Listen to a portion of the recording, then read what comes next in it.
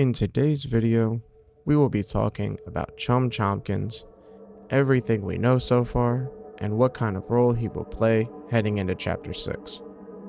Strap yourselves in, because there might be more to Chum Chompkins than what you originally thought. So let's get right into it. But first, let's hear from today's sponsor, Jerky Pro. Jerky Pro is an American-based beef jerky company. They are FDA, USDA, and SNAP food stamp approved. They have amazing deals going on right now, like 2 1-pound bags with 2 additional 3-ounce bags for $80. Or my personal favorite, the Variety Bundle, which includes 10 assorted 3-ounce bags. But they don't just stop at beef jerky. They also have normal household groceries like meats, breads, and energy drinks. They are partnered with Texas Roadhouse and Omaha Steaks to bring you high-quality steaks that you can also buy in bulk. If you use my code DARNBLUECRAB with a capital DBC, you will get 5% off of your orders at checkout. Thank you again to Jerky Pro for sponsoring this video. Our first look at Chum Chompkins came during the Chapter 5 ARG, where Dr. Preston Willard was escaping Huggy and ran into Chum during the restricted condemnation video. Preston was knocked out, captured, and later given to the prototype to presumably be turned into the cat bee toy that we saw at the end of the restricted Salvation video. Chum jump scares us, the player, after we complete the wiring puzzle while inside research and development. At first, he seems distrustful of the player character and seems like he's going to turn us into Chum, if you know what I mean, until Giblet intervenes and explains who we are and that we are friendly. After we find the documentation of the negation formula for the poppy gel, we give it to Giblet.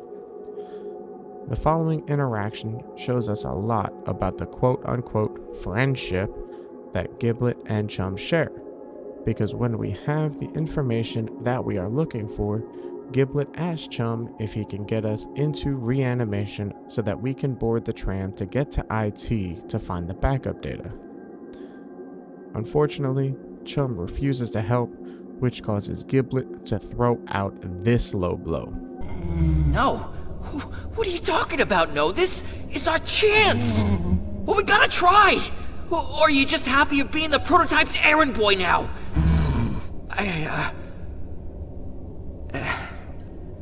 Look, I'm sorry. You help us out and we're even. I mean it.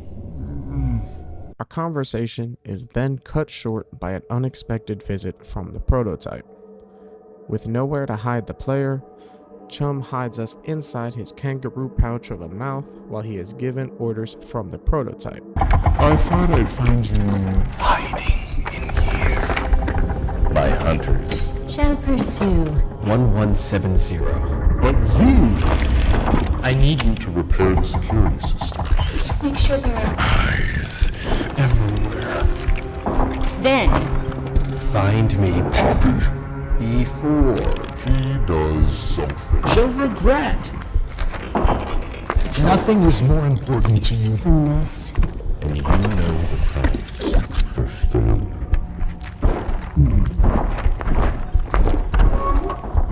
Afterwards, Chum spits us out, pats us on the head, and goes to complete his task never to be seen for the rest of the chapter. Based on what we see in Chapter 5, Chum is working as some sort of double agent. He is still actively working for the prototype, taking orders and completing tasks, while he is also working as a quote-unquote guy on the inside for Giblet, relaying information. We can also gather that this is only a friendship of circumstance, since Giblet implies that Chum is indebted to him. As to why, we are never made aware, but we are shown this list of what Giblet owes different toys. Chum is on the list for giving him food, I guess that either this was Chum's first way of repaying the debt, or Chum is looking out for his friend and Giblet is misreading the intention. Also, Chum is not able to talk normally, only letting out various grunts and moans. But Chum and Giblet have been around each other long enough to where Giblet can understand him and tell the differences between the noises. Before we can guess as to how Chum Chompkins will appear and interact during Chapter 6, let's take a look at what we know about him to theorize how he can be utilized. Chum Chompkins was a toy from the same toy line as Huggy Wuggy and Kissy Missy. This is evident from the Chapter 5 ARG because there is a picture, either from a cartoon or an illustration, that shows the three of them hugging each other, showing that there is a strong connection between the three of them. We also know from an audio log found in Chapter 5 that when Chum was turned into a bigger body, he primarily served as a quote-unquote living quiet corner. He would place children in his mouth as the way to help them calm down when they were overstimulated. As we can hear in the audio log, the children were not too keen on being placed inside of him. Have a listen. Megan! Hey, Megan. One of the friends told me that you're having trouble with the noise of the world being just too much. I brought someone to help. No way! Now that's not very nice. You're going to hurt our friend's feelings. Chum's not my friend. Well, sure he is. Chum's friends to all kids, especially sensitive ones like you. He's here to help make your world just a little softer and quieter. I don't like it. I don't like it in there. I can hear his heart beating. Oh, that's just recording of a heartbeat, silly. Something to make you feel warm and safe, like a little baby.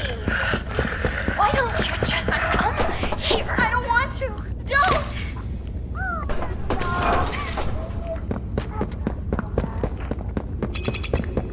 It's okay. I'm better. I'm better. Of course you are. Where is this one? I'm just...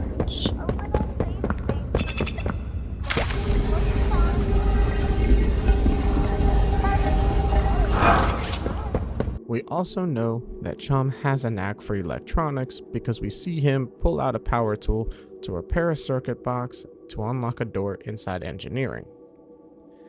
Also, the prototype instructs Chum to repair the lab's security system so that he can keep track of Poppy. Now that we have gone over what we know, we can make an educated guess as to how or if Chum will affect Poppy Playtime Chapter 6. I saw a comment in a previous video that reminded me of how in earlier chapters it was repeatedly mentioned how smart the prototype is, how intelligent he is compared to the other experiments, how he was able to turn an alarm clock into a laser pointer to disable a camera momentarily, and the list goes on.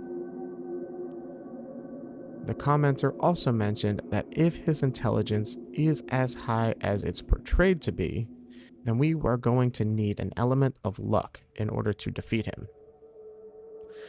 I think that having Chum in our back pocket, so to speak, we will be able to, in essence, create our own luck. I can see this going one of two ways.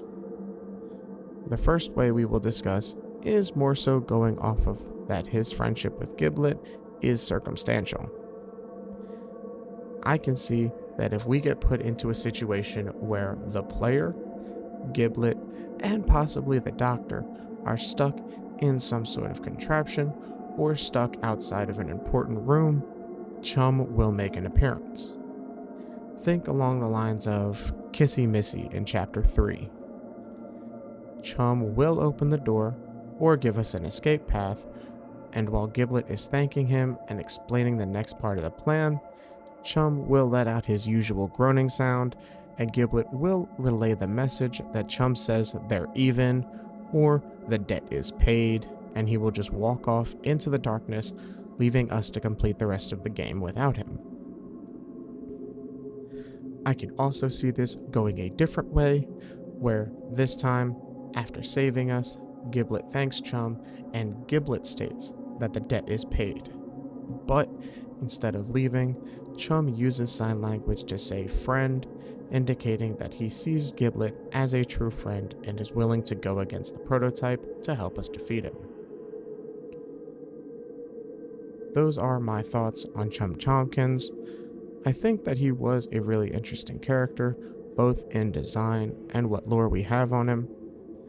Do you think that the prototype knows that Chum is a double agent? Sound off in the comments below. As always, if you did enjoy the video, be sure to hit that like button and subscribe for more Poppy Playtime theories. This has been Darn Blue Crab the Theorist, and I'm signing off. Peace.